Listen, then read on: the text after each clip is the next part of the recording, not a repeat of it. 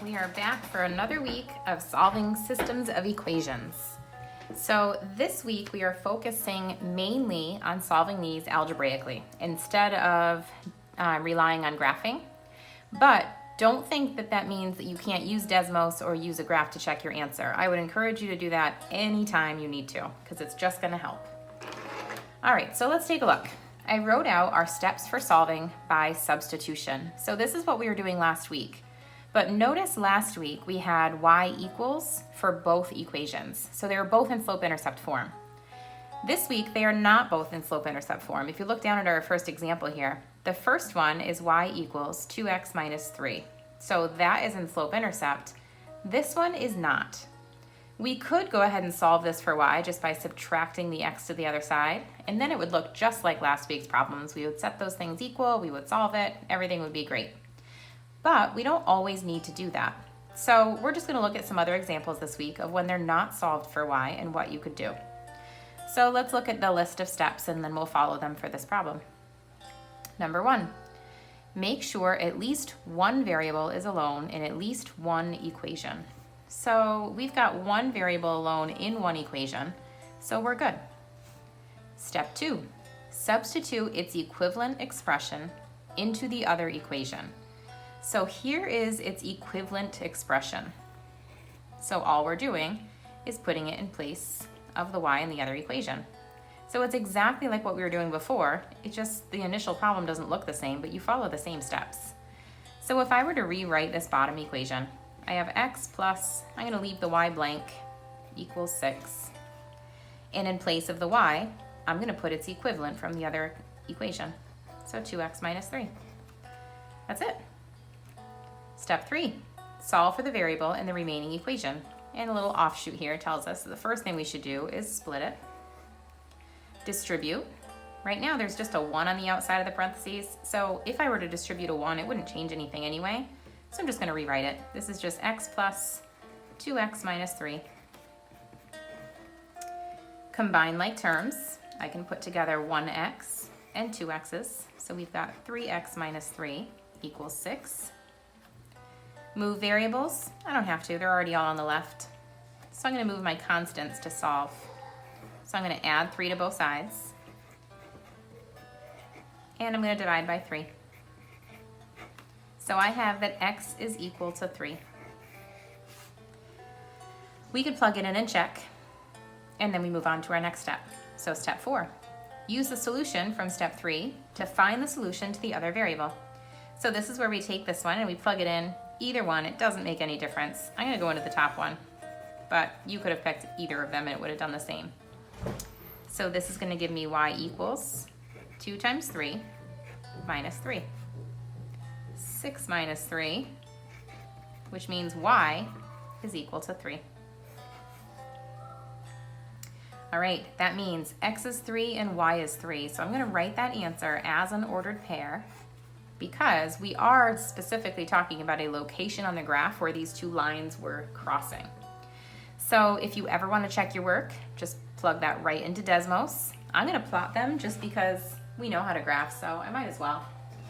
So if I plot these, my first line, and remember you're not required to plot them, we're just doing this to check our answer another way. So if I'm going to graph this one first, y equals 2x minus 3. That is in slope-intercept form where my intercept is at negative 3. Uh-oh, this gel pen's falling apart. So here's my intercept, and my slope is 2. So up 2 over 1, up 2 over 1. I'm just going to keep going. I could go down 2 and left 1. I stole these gel pens from my kids. They're really cool. There's glitter in them. Okay, there's my first line. So now I want to draw the second line in, and I'm going to make sure that they're crossing at 3, 3. You'll notice that this one does not have y by itself, but that's not a big deal. I can solve that for y. I can just move the x to the other side. So this becomes y equals negative x plus 6, because if I just subtract the x and subtract the x. Now I'm looking at a line that has a y-intercept of 6 and a slope of negative 1. There's that intersection. Okay, so I'm drawing in my line. Remember, this is just to check my work. You don't have to graph these this week. I just wanted a visual. All right, so my solution is where these two things are crossing. So here we go. There's that solution. In the ordered pair, we have an x value of 3 and a y value of 3, which is good. That's what we got. Perfect. All right, so we've got a couple examples on the other side. So I'm gonna flip the page over and I'm gonna do 2 of them with you, and the other 2 are going to be your responsibility today. So let's start with the first one. We've got y equals x, and then I have x plus y equals 4. So a couple things, if this freaks you out, you can plug it into Desmos, look at for where they're crossing. Or if you really want to, you could solve this for y and have it set up like last week. I'm gonna make it easier on myself, and I'm just gonna say, well, if y equals x, I'm just gonna replace the y with that in the second equation. So if I rewrite this one, it becomes x plus what used to be a y equals 4. In place of the y, I'm gonna put its equivalent. Now I just have an equation to solve. I could split it. There's nothing outside of here to distribute, it's just a 1, so I can combine like terms. All my variables are on the left, my constants are on the right. I just need to divide by 2. So I know that x is equal to 2. I'm gonna start my solution set over here. I need to plug that back in to find the y value. You can plug it into any equation you want. I like this one because that looks real easy, doesn't it? Y equals my x value of 2, which means y is 2. So that means this thing is crossing at 2, 2. You're always welcome to graph it and check. All right, one more that I'm doing with you, and then you guys are on your own. So I've got one that's in slope-intercept form, so I've got a y by itself. And I have one where the y is not by itself. Not a big deal. You could either decide to solve this for y and treat it like last week's, or make your life a little bit easier and just say, well, if I know that y equals all of this stuff, I might as well just replace the y in the other equation.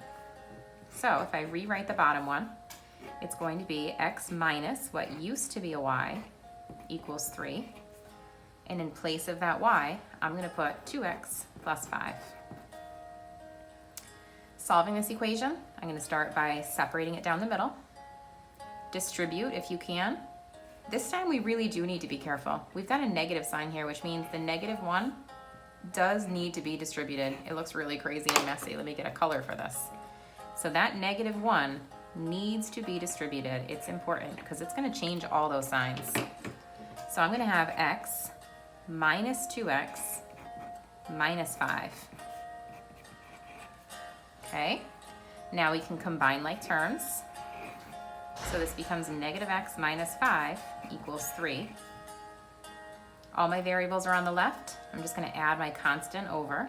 So -x equals 8. And finally, I'm going to divide by -1. So my x value is -8. I'm just going to start my solution set.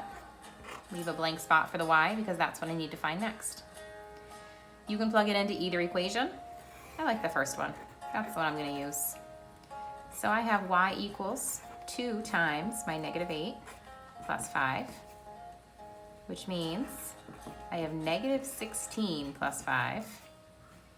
So that would give me -11. So my y value is -11. If you're not confident, you can always plug it into Desmos and graph it, or you could just plug these values in. If I wanted to plug in -8 for x and -11 for y, it should work in both equations. Okay, the last 2 problems are going to be for you guys to do on your own today. So here's where I leave you. So just like always, you can hit pause, do them on your own, and come back when you're ready for the answers. I'm just going to quietly do these on my own.